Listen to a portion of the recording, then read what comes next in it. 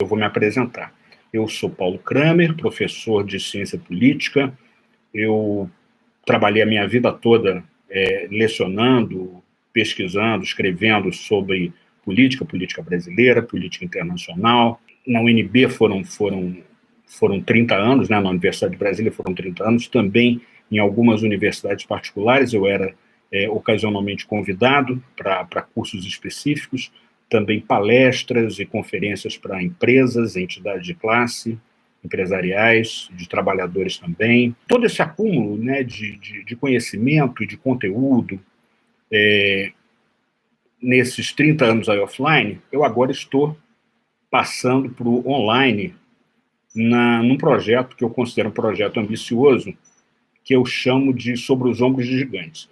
Eu vou explicar daqui a pouco, mais um pouco, a gente espera, eu vou explicar para vocês por que eu escolhi esse título, por que eu escolhi esse nome, Sobre os Ombros de Gigantes, para o nosso projeto de aulas à distância, né, de aulas online, sobre filosofia política. Mas vamos lá. O que chamou minha atenção e despertou meu interesse para essa expansão do meu público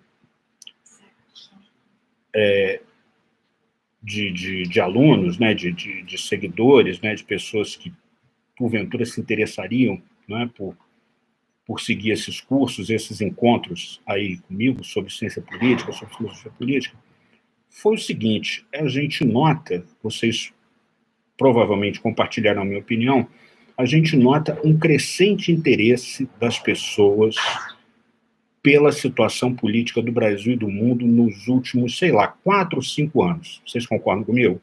Eu acho que houve esse despertar, por uma série de razões, por uma série de eventos, né, de acontecimentos pelos quais o país passou nesses últimos tempos. Por exemplo, a gente poderia aqui reconstituir um arco histórico, né, que vai, talvez, desde aquelas primeiras manifestações populares em junho de 2013, né, passando pelo impeachment da ex-presidente Dilma Rousseff, pelo governo Temer, pela eleição de 2018, pela inauguração do governo Bolsonaro até agora, e o interesse das pessoas por entender mais, por saber mais o que está acontecendo na política. Pessoas que antes, muitas dessas pessoas, antes nem não tinham interesse pelas atividades políticas, pelos atores políticos, não é? E hoje em dia você vê, do mesmo jeito que no passado as pessoas eram capazes de citar de memória a escalação do seu time ou do time da seleção brasileira de futebol, hoje muita gente aí, se você pergunta, elas sabem dizer direitinho o nome dos 11 ministros do Supremo, do nome do presidente da Câmara dos Deputados, o nome do presidente do Senado Federal, o nome de alguns ministros, né? Então, isso é sintoma desse interesse crescente por política, inclusive da parte de pessoas que antes não se interessavam, não é? Então, é para atender a essa demanda, para atender esse público, para atender essa curiosidade, não é, que eu estou começando essa nova etapa da minha vida acadêmica e profissional online, tá certo? A política, eu costumo dizer que é uma atividade tão antiga que ela antecede o próprio aparecimento do Homo sapiens na Terra. Eu vou tentar explicar.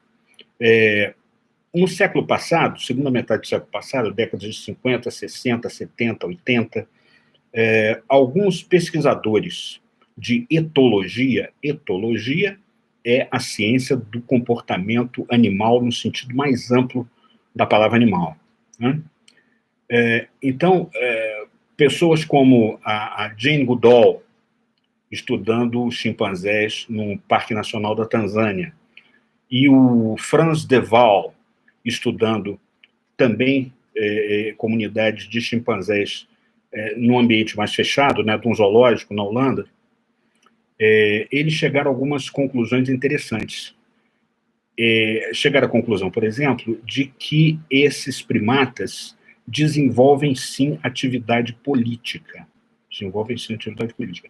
Isso está ligado a uma série de condicionamentos, inclusive biológicos, que é o seguinte: à medida que o neocórtex cerebral do animal cresce em importância, tá, ele vai tomando mais conhecimento, ele vai desenvolvendo uma sensibilidade maior para os outros animais, né, que tanto fazem parte do seu bando, ou que são os animais que eles caçam, ou são os animais que os caçam, então, portanto, eles têm que ficar espertos para fugir, para correr deles, etc. Então, essa capacidade de se colocar no lugar do outro animal, né, essa empatia zoológica, essa empatia animal, tem a ver com o crescimento do córtex cerebral, né? E, no caso dos chimpanzés, tanto a Jane Goodall quanto o Franz de Waal chegaram a conclusões bem semelhantes. Os chimpanzés fazem política. Em que sentido? Não é? Eles exercem o poder como força física, tá? Para se impor aos seus adversários. Por exemplo, dois machos alfa disputando as fêmeas, né, de uma comunidade, de um bando de chimpanzés, tá?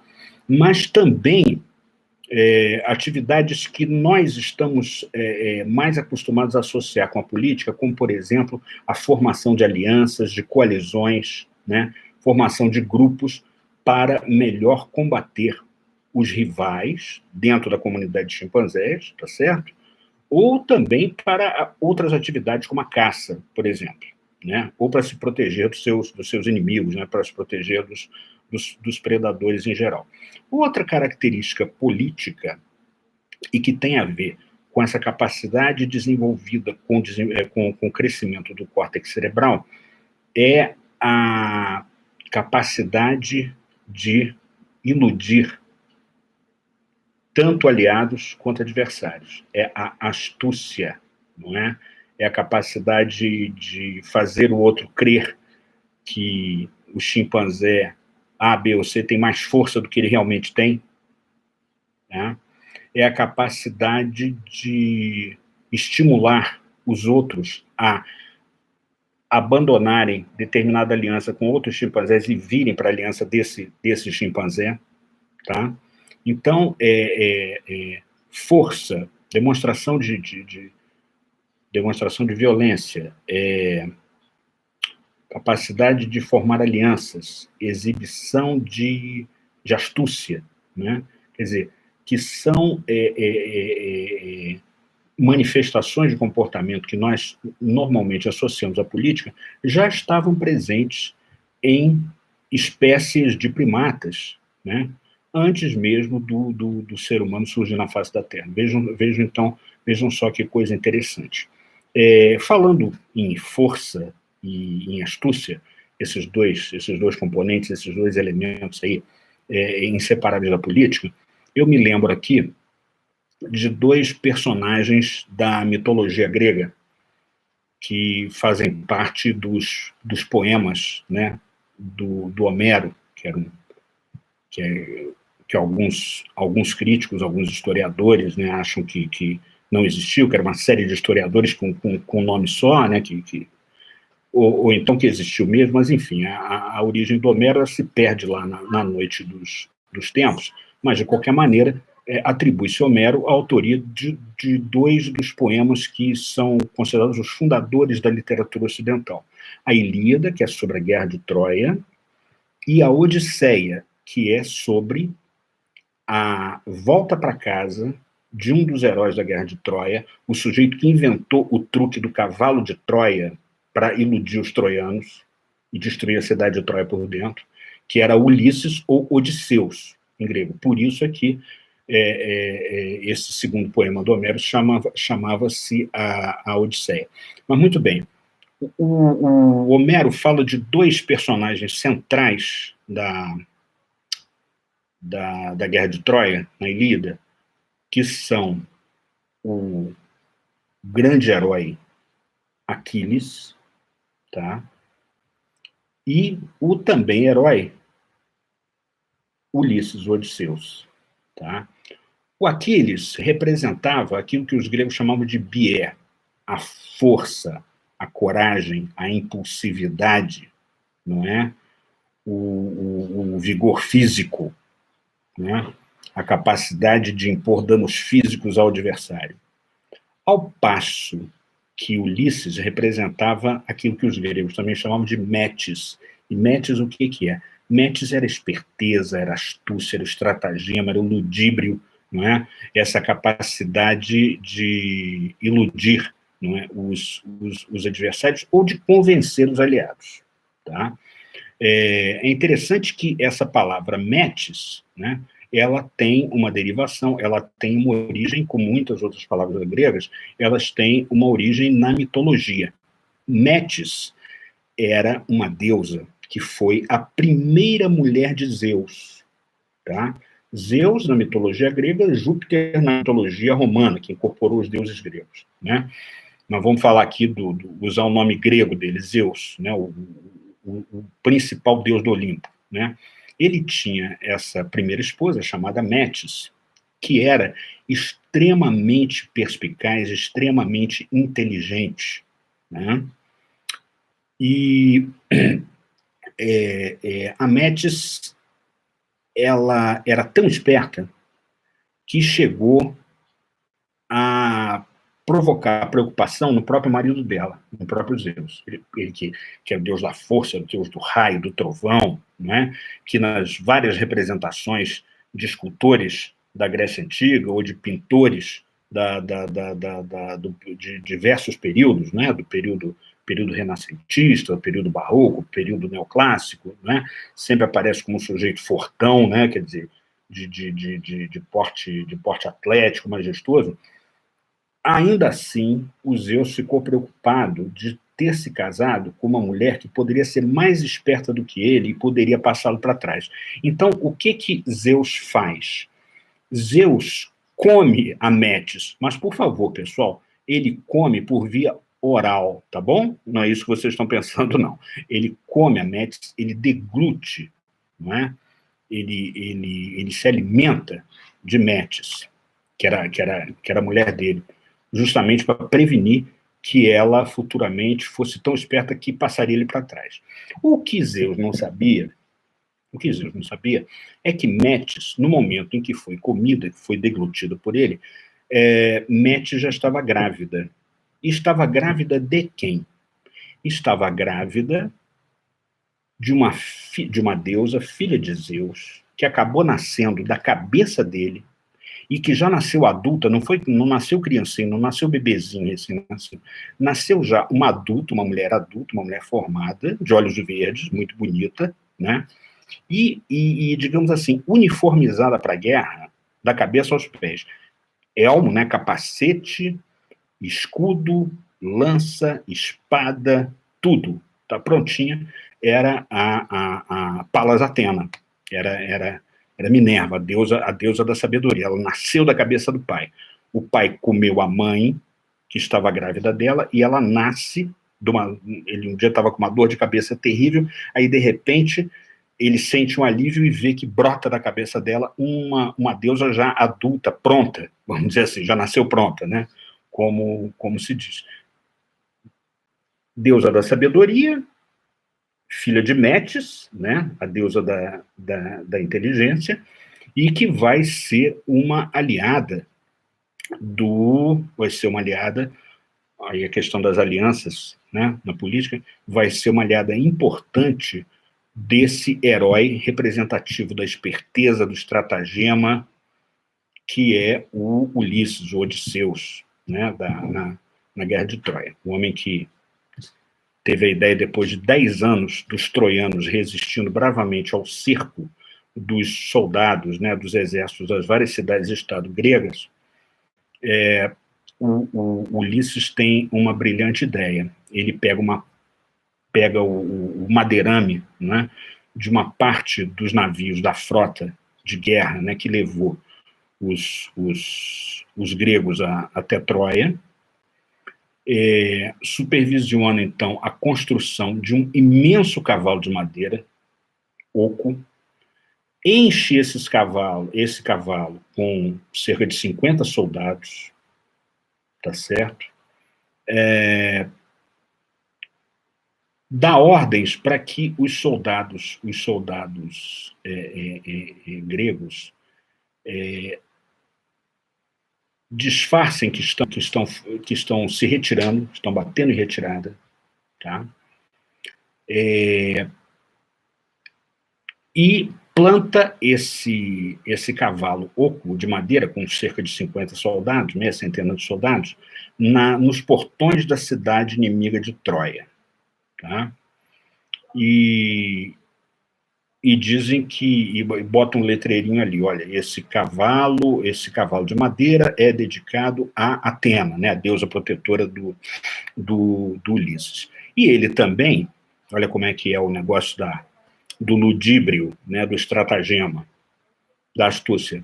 Ele instrui um dos seus soldados, um cara chamado Sinon, tá, para dizer aos troianos que ele, Sinon, estava desertando das tropas gregas, porque os gregos tinham escolhido Sinon para fazer um sacrifício humano aos deuses, e obviamente o Sinon não concordava com isso, era jovem demais para morrer, para ser sacrificado, dá um jeito de fugir, né? E essa é a história que ele conta para os troianos, né? Dá um jeito de fugir e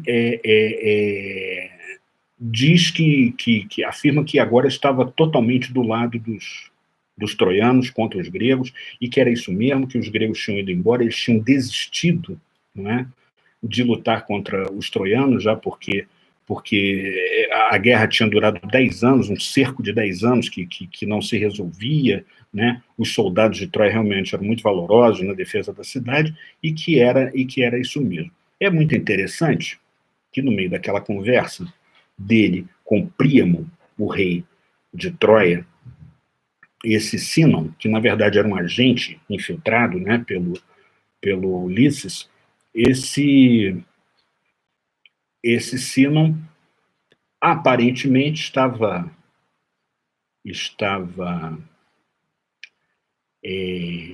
convencendo todo mundo de que os gregos tinham ido embora, de que aquele cavalo de madeira era uma última homenagem que os gregos que desistiram de combater estavam prestando à coragem, à resistência de Troia, né? E só que algumas pessoas não acreditaram nisso, algumas pessoas estavam ouvindo não acreditaram nisso. Um dos que não acreditaram era um sacerdote troiano chamado Laocoonte, né?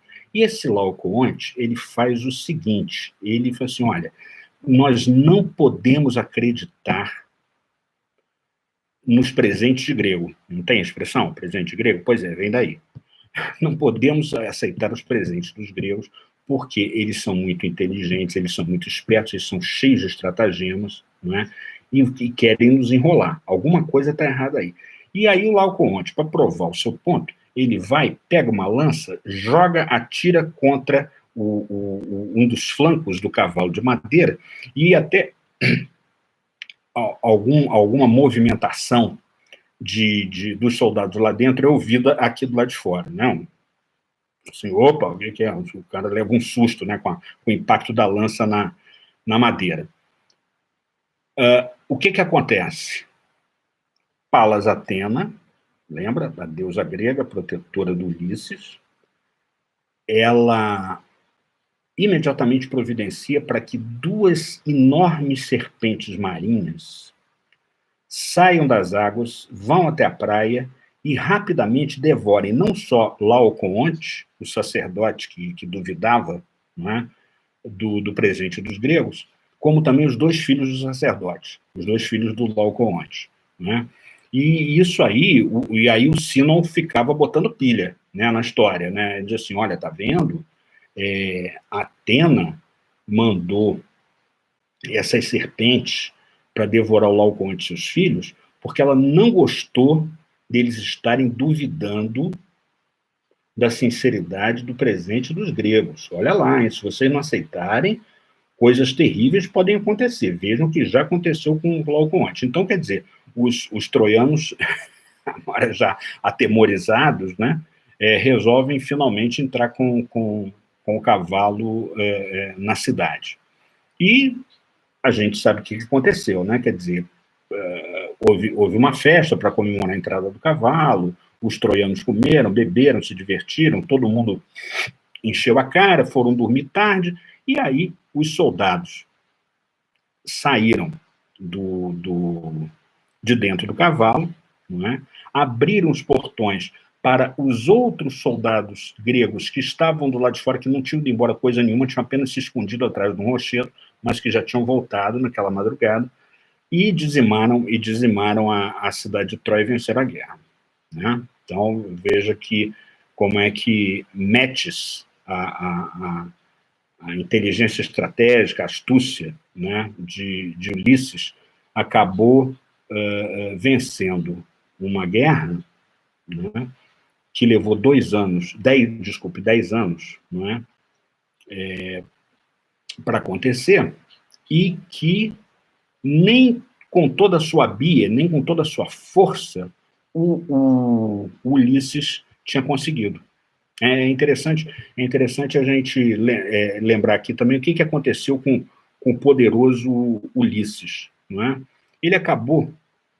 Ele que derrotou tantos inimigos troianos, fez um estrago danado no exército troiano, que ele era um sujeito muito, muito forte, muito valente, não é? Ele acabou sendo morto, tá? Ele acabou sendo morto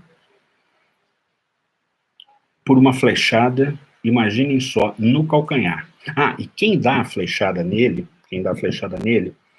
é o cara que vai ser o pivô, vamos dizer assim, o causador da Guerra de Troia, 10 anos antes, que é o Paris, um dos filhos do rei Príamo, né? O que esse Paris faz? Esse Paris era um adolescente meio desmiolado e que resolve se meter com Helena de Troia.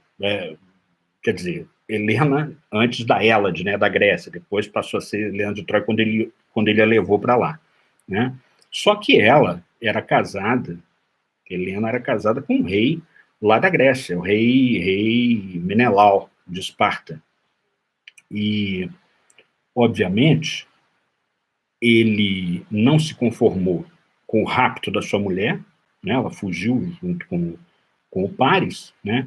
E, mais uma vez, a questão das alianças, né? Chamou todos os reis das outras cidades gregas, não é? Para se unirem a ele nesse desagravo, né? Irem lá resgatar a Helena, e se por acaso os troianos hesitassem em devolvê-la, eles então fariam a guerra contra a Troia, né? Então foi assim. Pois bem, esse Paris, esse causador da guerra de Troia, né, é que foi o sujeito que acabou dando uma flechada no calcanhar de Aquiles. Vocês já devem ter ouvido, obviamente, essa expressão, calcanhar de Aquiles, né, o ponto fraco de uma pessoa forte, sobre todos os outros aspectos, mas tem um ponto fraco, né? Ele deu uma flechada no calcanhar de Aquiles. Por que o Aquiles era fraco no calcanhar? Pela seguinte razão: a mãe dele, quando ele nasceu, mergulhou-a num rio mágico, tá certo? Num rio da Grécia, habitado por divindades, que tinha águas mágicas, e que quem se banhasse naquelas águas se tornava invulnerável, né? Nada poderia ferir, nada poderia atingir, nada poderia matar, então se tornava invulnerável. Só que ela pegou o bebê pelos pés, pelos calcanhares, né? Mergulhou ele na água daquele rio, mas ficou faltando justamente a parte que a mão dela cobria, que era o calcanhar. E essa era a deficiência do Aquiles. Quer dizer, tudo aquilo que o Aquiles, com sua bia, com a sua força, não conseguiu, o Ulisses Odisseus, com a sua Metis, né, que é uma qualidade importante, né, na política, conseguiu, né, com seu cavalo de Troia. Então, vejam como é que a política acompanha a humanidade desde os seus primórdios, a gente falou aqui dos chimpanzés até antes do surgimento do Homo sapiens, né, na face da Terra. Vamos tentar dar um corte, né, cortando, né, de milênios, né, para chegar no mundo de hoje, no Brasil de hoje. E eu queria, inclusive, agradecer a presença virtual de todos aqui, né, que se dispuseram a trocar essas ideias comigo acerca de política, num momento tão difícil, tão delicado da vida do mundo, da vida do Brasil, da vida de cada um de nós, que é o momento aí marcado por essa pandemia do coronavírus. Não é brincadeira não, né, pessoal? Então, eu agradeço a atenção de vocês nesse momento em que é muito difícil para cada um de nós se concentrar em qualquer outra coisa que não seja a ameaça dessa doença por razões óbvias, né? Por razões óbvias. Então, eu fico muito agradecido, fico muito feliz, né? Até porque, como eu costumo dizer, tem duas coisas que me trazem imensa felicidade na minha vida, né? Uma delas é ensinar, e a outra, aprender. E aprender para quê? Aprender para ensinar cada vez melhor. E ensinando, eu também estou aprendendo, porque as perguntas que os alunos, os estudantes me fazem, as pessoas que comparecem a esses meus encontros, me colocam, né, me ajudam a pensar, né? E como vocês sabem, todos nós, todo ser humano tem, por mais inteligente, por mais culto e mais experiente que seja, né, todo ser humano tem seus pontos cegos, tem alguns aspectos da realidade que a gente não consegue ver, não é verdade? E o contato com outras inteligências, a troca de ideias, não é? O intercâmbio, né, com pessoas que se interessam também por discutir as questões que nos mobilizam, né?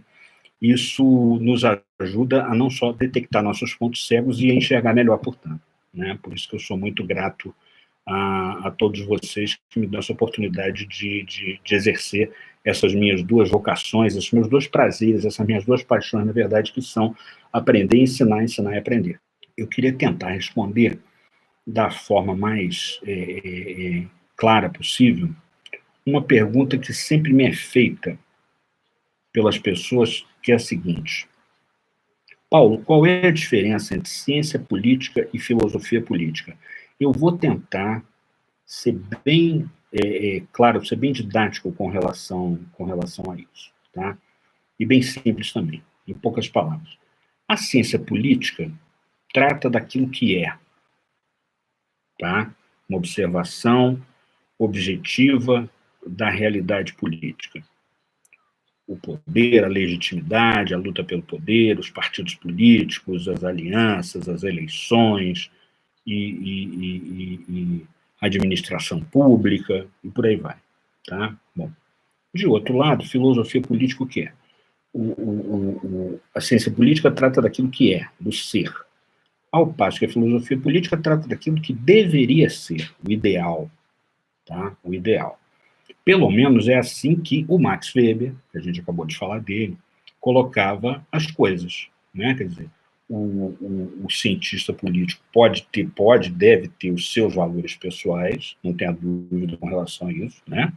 Porém, ao mesmo tempo, na função de cientista político, não como cidadão, não como membro do partido político, né? Isso ele pode ser também, mas na hora que ele está exercendo a sua atividade acadêmica, a sua atividade científica, a sua atividade de pesquisador, ele precisa ser 100%, ou tentar ser 100% objetivo para entender a política como ela é, né? Não como ela deveria ser.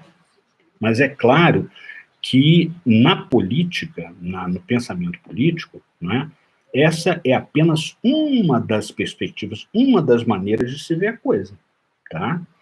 Temos outros pensadores, né, um pouquinho posteriores a Max Weber, por exemplo, o Léo Strauss e o Eric Voegelin, né, que são pensadores de meados e da segunda metade do século passado, que simplesmente diziam que é impossível o cientista político ou filósofo político separar o ser do dever ser, né? Que essa operação proposta pelo Weber, de separação, né, é uma operação fadada ao fracasso. Por mais que ele respeitasse a genialidade do Weber, a importância dele, das obras que ele escreveu muito, né? Mas Eric Voegelin e Léo Strauss, por exemplo, não aceitavam, não é, a possibilidade de se separar o ser do dever ser. Existem, enfim, uma série de controvérsias na política, tanto na ciência política quanto na filosofia política, que nós teremos a oportunidade de discutir aqui, né, ao longo não só deste, mas também dos que eu espero, né, nossos próximos encontros, tá certo? Eu vou dar um exemplo aqui. O poder, né, que é um conceito básico da política, conceito número 0, conceito número 1, né, ou pelo menos a maioria dos cursos, né, de ciência política partem desse conceito, né? Falar de novo dele, Max Weber. Para o Max Weber, poder é a capacidade que você tem de impor a sua vontade ao outro e ele cumprir a sua vontade, né, a tua vontade, independentemente da vontade dele. Tá? Então, poder é isso. Poder para o Max Weber, em última análise, é coerção, coação. É o uso da força, né, ou da ameaça do uso da força física para obrigar alguém a fazer aquilo que a gente quer. Isso é o poder. Agora, já uma outra pensadora alemã, uma mulher muito importante, uma filósofa, Hannah Arendt, tá? A Hannah Arendt diz que não é nada disso. A Hannah Arendt, ela estudou muito a filosofia medieval e a filosofia antiga greco-romana, sobretudo grega, né? E com base, sobretudo, no que ela estudou acerca da cidade-estado grega, da democracia ateniense, né? Da ágora, né? Da praça pública onde eram feitas as reuniões, as assembleias, né, dos cidadãos, ela vai chegar a uma outra conclusão sobre poder. Ela vai dizer o seguinte: olha, poder não é coerção. O poder é a capacidade de agir conjuntamente, capacidade das pessoas se unirem para um objetivo. E é óbvio que, para fazer as pessoas se unirem para um objetivo, tá, é necessário liderança, não é? É preciso liderança, é preciso liderar. Quer dizer, o líder é aquele capaz de convencer os outros a fazer isso ou aquilo. Lembra quando eu comecei aqui no começo da nossa conversa, eu falei da capacidade que os chimpanzés demonstravam, né, de formar alianças, coalizões? Do mesmo jeito, os seres humanos, né? Quer dizer, a política, até os confrontos políticos, as lutas políticas podem ser encarados da seguinte maneira: como é que eu faço para trazer mais pessoas, tá, para o meu lado e, ao mesmo tempo, isolar o meu adversário? Tirar gente que apoia ele para me apoiar, tá certo? Eu crescer politicamente com mais força, com mais poder, no sentido de poder dado pela Hannah Arendt, né, lá essa palavra, e desempoderar o meu adversário, né, tirando dele aliados preciosos. Então, vocês vejam que são duas visões bem distintas do que significa poder político. Para o Weber, uma coisa, para Hannah Arendt é outra. Por que eu acho que Tocqueville e Weber, voltar a falar dos dois aqui, por que eu acho que Tocqueville e Max Weber são dois autores importantes para a gente entender a política atual no Brasil e no mundo, tá? Bom, então eu vou, para responder essa pergunta, eu vou antes fazer uma breve descrição, bem sumária, bem superficial, dos principais temas tratados por eles nos seus livros. O Tocqueville, como eu já disse, é um autor francês, tá? Da primeira metade do século XIX, e que escreveu uma obra muito importante, não foi a única, né, mas foi a obra pela qual ele é mais conhecido, chama-se A Democracia na América. Tá? O primeiro volume de Democracia na América é de 1835, e o segundo volume de Democracia na América é de 1840. Tá? Esse livro vai nascer de uma viagem que ele faz aos Estados Unidos. Ele, como jovem juiz substituto, estava no primeiro patamar, no primeiro degrau, né, da carreira no judiciário. Ele consegue uma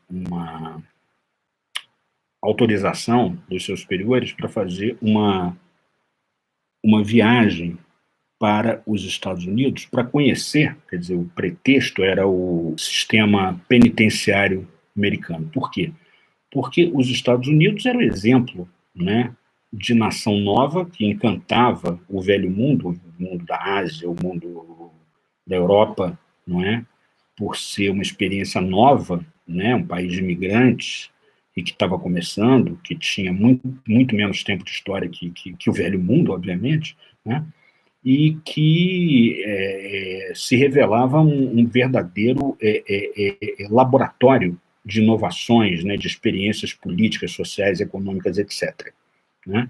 Então, uma dessas novidades, né, que o Tocqueville queria observar de perto era justamente o sistema penitenciário. Como é que as inovações do sistema prisional nos Estados Unidos poderiam ser, enfim, adaptadas, né, para aprimorar, humanizar o sistema prisional francês. Né?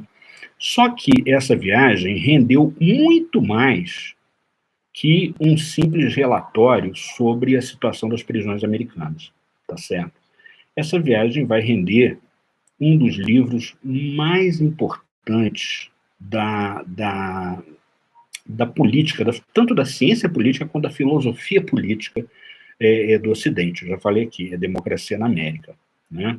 Porque naquele período que ele passou lá, não chegou direito a um ano, né? O Tocqueville, ele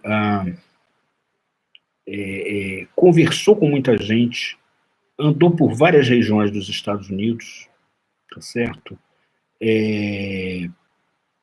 Observou, tá certo? Comunidades indígenas, como é que viviam os escravos nas plantações de algodão do sul dos Estados Unidos, né? Foi a Washington, conversou com políticos, né, de diferentes partidos, deputados, senadores, né, juízes da Suprema Corte, né, comerciantes, né, professores universitários, estudantes, famílias. Então, ele pôde ter, assim, digamos assim, uma panorâmica, né, da vida americana, mas que, a partir dessa panorâmica, ele enxergou muito mais do que isso. Muito mais do que isso. Ele queria, basicamente, o seguinte: o Tocqueville acreditava que os Estados Unidos estavam, naquele momento, na vanguarda de um movimento, de uma transformação histórica mundial, tá certo? Que tinha como a sua força motriz aquilo que ele vai chamar da marcha da igualdade. Democracia para Tocqueville, antes de ser um conceito político, tá, é um conceito social, igualdade de condições. Então, é mais ou menos o seguinte: ele dizia, olha, o Ocidente passa, ao longo de muitos séculos, por um processo crescente de deslegitimação das desigualdades institucionalizadas, quer pela lei, quer pelo costume. Tá certo? O que quer dizer isso? Em poucas palavras, a passagem de uma sociedade aristocrática fortemente hierarquizada para uma sociedade democrática, uma sociedade em que predominava a igualdade, ou pelo menos uma sociedade em que aquelas desigualdades institucionalizadas, quer pela lei, pelo costume, ou pelo costume, quer pela lei, quer pelo costume, características das sociedades aristocráticas, essas desigualdades estavam sendo superadas, estavam sendo criticadas, colocadas em xeque, né? Bom, e o que resulta disso? O que resulta disso? O Tocqueville vai dizer que uma das coisas que vai resultar disso, politicamente falando, é que as maiorias terão cada vez mais voz e participação nas decisões políticas. Ele chega até a formular o seguinte raciocínio. Na verdade, nos Estados Unidos, e quando ele fala dos Estados Unidos, ele está querendo se referir também ao provável futuro da humanidade, quer dizer, aquilo que ele via acontecendo nos Estados Unidos naquele momento. Ele acreditava que se reproduziria em outros países ao redor do globo, mais cedo ou mais tarde. Então, nos Estados Unidos, a maioria tinha se transformado no tribunal de última instância. O tribunal de última instância da democracia, segundo Tocqueville, não era a Suprema Corte. O tribunal de última instância da democracia, da sociedade democrática, da sociedade igualitária, era a maioria. Era a maioria. Tá? Então, dizia, olha, mais cedo ou mais tarde, executivo, legislativo, judiciário, todos se curvam a essa nova potência, essa nova entidade, esse novo Deus que é a maioria. E tanto assim que o Tocqueville chegou a recear, né, pelo futuro da liberdade nas sociedades democráticas, né, devido ao perigo que ele enxergava, um perigo potencial que ele enxergava ali. Que perigo era esse? O perigo do que ele chamou de tirania da maioria. Tirania das maiorias, quer dizer, as maiorias são tão poderosas que, não havendo mecanismos institucionais, separação de poderes, imprensa livre, tá certo? Federalismo, né? Quer dizer, você tem a separação entre as três esferas do governo, quer dizer, legislativo, executivo e judiciário, e também os três níveis, né? O federal, o estadual, o municipal, né? Associações voluntárias, tá? Enfim, para evitar a tirania da maioria, ou pelo menos para minimizar seus efeitos mais perversos, que eram efeitos de esmagamento das liberdades e perseguição, né, muitas vezes das minorias, era importante que a sociedade democrática desenvolvesse esses mecanismos e esses hábitos, tá, esses comportamentos, né, que impedissem a tirania da maioria. Tá? O Weber, por sua vez, eu já vou dizer já por que eu estou invocando esses dois heróis intelectuais meus aqui, para essa nossa conversa sobre essa atualidade. O Weber, por sua vez, bom, o Weber ele é mais conhecido, não é, pela obra dele sobre protestantismo e capitalismo, a ética protestante e o espírito do capitalismo, que ele escreveu e publicou em forma de artigos, né, por volta de 1904, 1905, e que tratam de explicar por que é que o capitalismo moderno, que ele chama de capitalismo racional, se desenvolveu mais amplamente, mais fortemente, em países protestantes do que em países católicos. Tá? Então, ele vai dar uma explicação muito interessante, né? Quer dizer, a tese dele, a tese do Weber sobre protestantismo e capitalismo é o seguinte: o protestantismo, né, pensando lá na reforma de Lutero, depois Calvino, né, o protestantismo, ao eliminar uma série de instâncias intermediárias entre o indivíduo e Deus, né, por exemplo, o padre, a igreja, o sacramento da confissão, que aliviava a pessoa da sua culpa, né? O protestantismo elimina tudo isso e coloca o homem diante da grandeza, da magnitude de Deus. Tá? E aí, esse aí não é tanto Lutero, é mais o Calvino.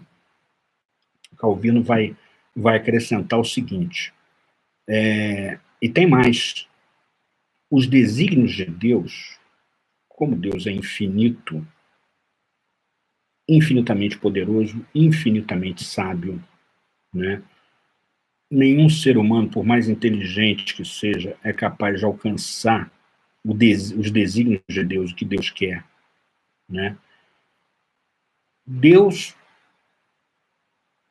por deliberação própria, talvez antes até de criar o mundo, já sabia exatamente quem seriam as pessoas designadas para a bem-aventurança eterna no paraíso ou condenadas à maldição eterna no inferno. Tá? Essa era a doutrina calvinista. Tá? Doutrina calvinista. Muito bem, segundo Weber, essa crença da predestinação das almas,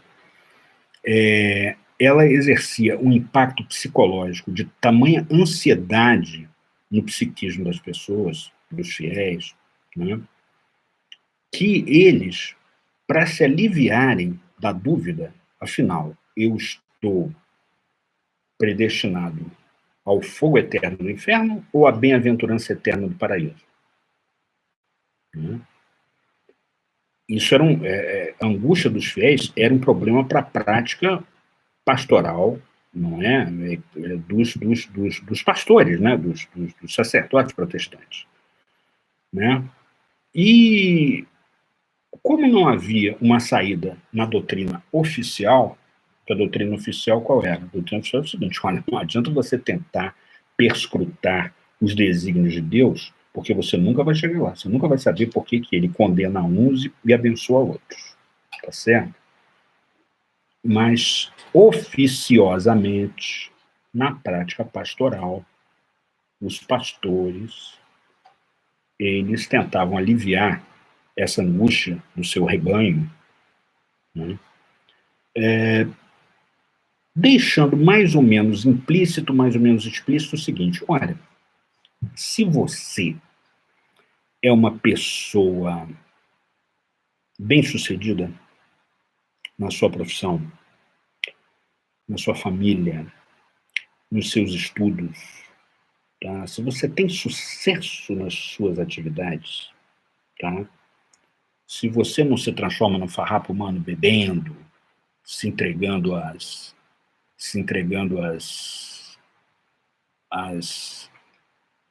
enfim, aos vícios, né? Enfim, se deixando escravizar pelas suas inclinações naturais, tá certo? Isso é um sinal oficioso, não é oficial, mas é um sinal oficioso, indireto, de que você está entre os eleitos à bem-aventurança eterna. Tá certo?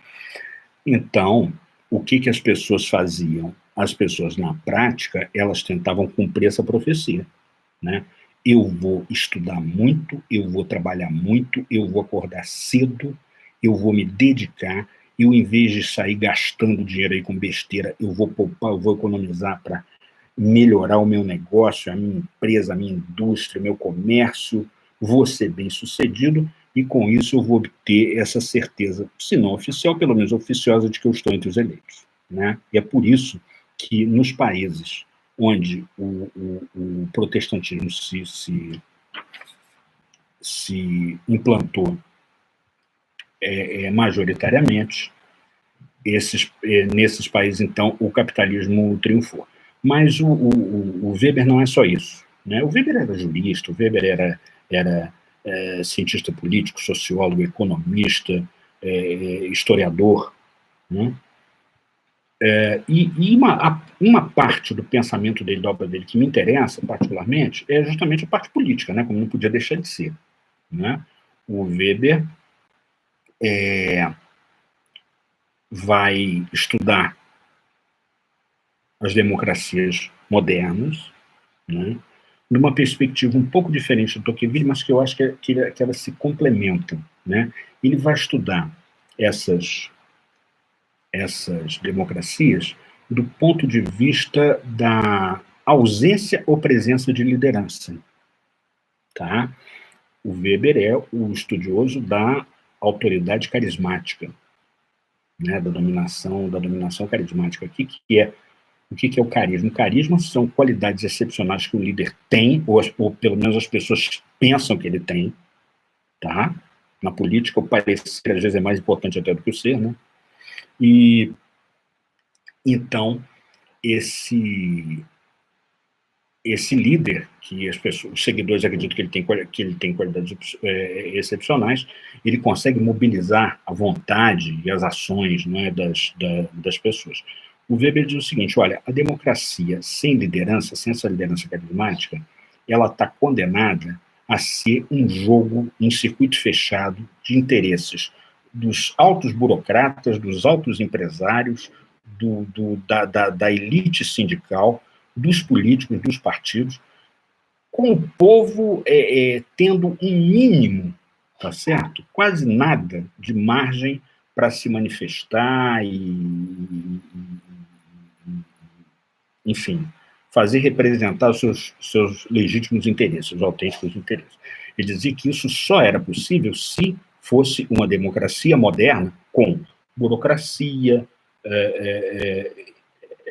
entidades empresariais, sindicais, partidos políticos, tudo isso, né? Mas com um líder, ou vários líderes, competindo entre si, não é? Pela lealdade, pelo apoio das multidões, para sempre num processo de tensionamento com essas instituições, com esses grupos de interesse, não é? Poder levar a voz do povo, dos seus representados, às altas esferas do poder. Ora, o que é isso? Como é que esses dois autores nos ajudam a entender o nosso momento atual? Brasil de Bolsonaro. Brasil de Bolsonaro. Bom, Tocqueville, com a Marcha da Igualdade, né, nos faz ficar atentos e sensíveis a uma dimensão cada vez mais importante presente na política, no Brasil e no mundo, que é esse empoderamento das pessoas pela tecnologia, né? Pelas redes sociais, pela internet. Né? Lembra, algumas décadas atrás, a comunicação e a informação, elas eram, se não monopolizadas, mas controladas, fortemente controladas, por grandes empresas produtoras de conteúdo, de comunicação, tanto na área de informação quanto na área de entretenimento, não importa. Tá? Hoje em dia, isso daqui, ó, empoderou todo mundo. Empoderou todo mundo. É por isso que muitos meios de comunicação hoje passam por um dobrado, entendeu? Para manter a fidelidade dos seus seguidores, dos seus leitores, dos seus telespectadores, ouvintes, etc, etc. Por quê? Porque as pessoas desenvolveram, a tecnologia permitiu que as pessoas desenvolvessem outras maneiras de se informar e também de manifestar suas opiniões. Tá? Ora, as pessoas assim empoderadas, elas passam a questionar mais fortemente aquelas instituições, aqueles políticos, aquelas lideranças empresariais, aqueles lobbies, aqueles grupos de interesse, aqueles partidos, tá? Aqueles parlamentos. Né? E vão encontrar expressão política para esse questionamento em quê? Em líderes carismáticos. É o caso do Trump, nos Estados Unidos, é o caso do Bolsonaro, é o caso da emergência, do surgimento, tá, e da difusão, nessa última década, do fenômeno do populismo. Populismo, né? Líderes que buscam, por cima das instituições, por cima das elites parlamentares, empresariais, sindicais, uma comunicação direta com as massas. É o Bolsonaro, no caso do Brasil. Não é? O Bolsonaro. E eu aqui não estou, por enquanto, fazendo um juízo de valor sobre se isso é bom ou mal. Estou falando daquilo que é. Estou sendo, nesse caso, mais cientista político do que filósofo político. Mas vamos lá.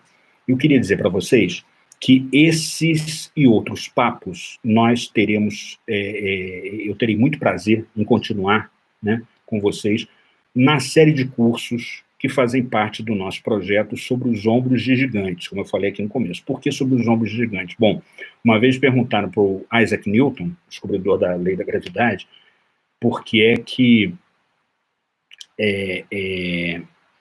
ele foi capaz de enxergar tão longe e descobrir coisas que outros cientistas não tinham descoberto ainda. Ele respondeu: se enxerguei mais longe foi porque eu subi nos ombros de gigantes. Quer dizer, ele subiu na herança, tá, intelectual dos autores que o precederam e que o superaram. E que na verdade, que ele superou. Né? Você subindo nos ombros de gigantes, você enxerga mais longe que eles. Né? Então, que gigantes são esses? São os grandes gigantes da filosofia política, do pensamento político. Platão, Aristóteles, Maquiavel, Hobbes, Locke, Hume, quem mais? Max Weber, Tocqueville, né? Autores mais recentes como Isaiah Berlin. Né? Essa é a proposta dos nossos cursos da série, né, do projeto Sobre os Ombros de Gigantes, tá certo? E eu gostaria de trazer aqui para vocês mais algumas informações, não é, sobre esses cursos. Quer dizer, então, com esse nosso encontro de hoje, eu estou lançando, né, oficialmente essa série de cursos que vai ser 100% online.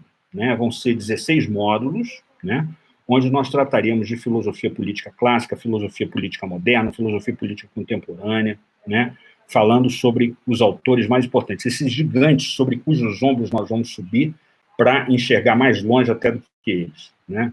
Entender a nossa situação atual e as nossas perspectivas futuras da política no Brasil e no mundo.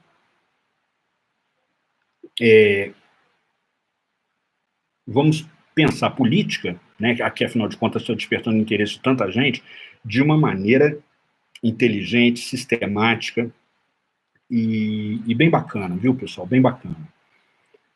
Eu já ministro esse treinamento, como eu disse a vocês, já ministro esse treinamento de forma presencial há muitos anos, né? Meus alunos me incentivaram a sair do offline presencial da sala de aula para o online, da educação à distância, da educação digital, né? Para que a gente pudesse, então, atingir um maior número de pessoas.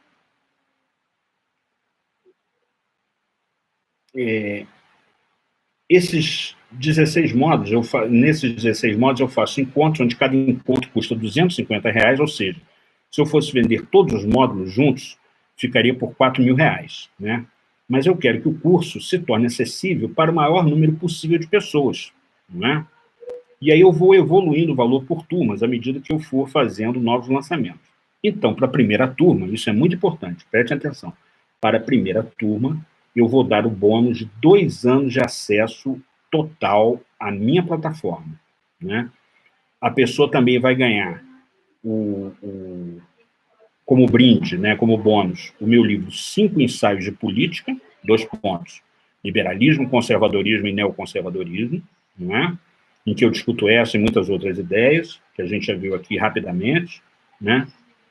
E um outro curso, como bônus, que eu vou ensinar como é que nós podemos analisar as conjunturas políticas, como é que a gente entende a situação política e traça as perspectivas possíveis, prováveis do futuro. Né? E o valor para essa primeira turma é de 10 prestações de R$ 56,76, ou seja, R$ 497.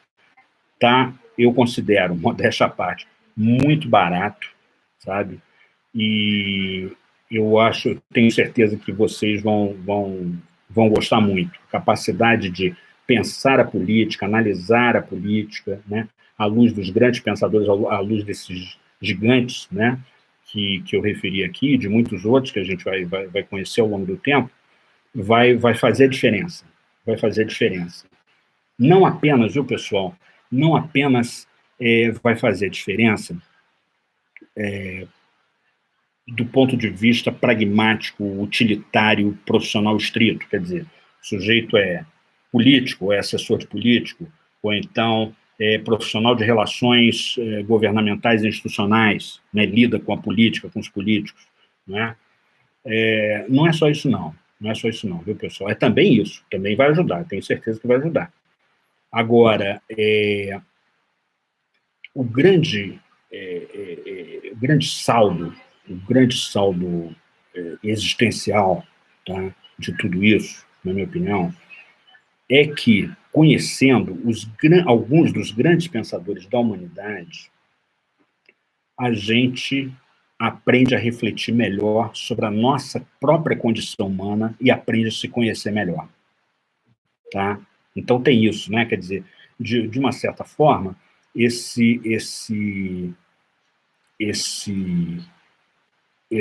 série de cursos, esses cursos, né, eles procuram preencher, atender aquele desafio, responder aquele desafio que estava inscrito lá na Grécia Antiga, não é?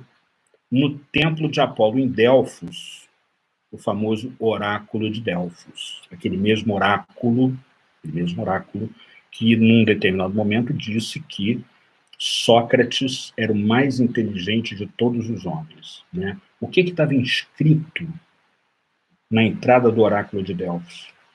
Conhece-te a ti mesmo. Noce te ipson, em grego. Conhece-te a ti mesmo. Né? Conhecendo esses pensadores, lendo sobre eles. E vejam só, esses nossos cursos, eles não são cursos acadêmicos no sentido estrito de uma graduação, de uma pós-graduação, do mestrado, de um doutorado, de uma especialização, nada disso. Nada disso, não são. Eles são cursos livres, são cursos informativos, são cursos de atualização, cujo grande objetivo é despertar e direcionar a curiosidade e o interesse de vocês para o conhecimento das obras desses grandes pensadores. Tá certo? Eu quero, então, reforçar meu convite a vocês, tá certo? Para que participem como alunos regulares, se inscrevam, né? Comprem, na verdade, comprem, né, os meus cursos da série sobre os ombros de gigantes com o Paulo Kramer, tá bom? Foi um prazer conversar com vocês, tá? Um grande abraço e espero vê-los mais vezes aqui, tá? Tudo de bom. Tchau.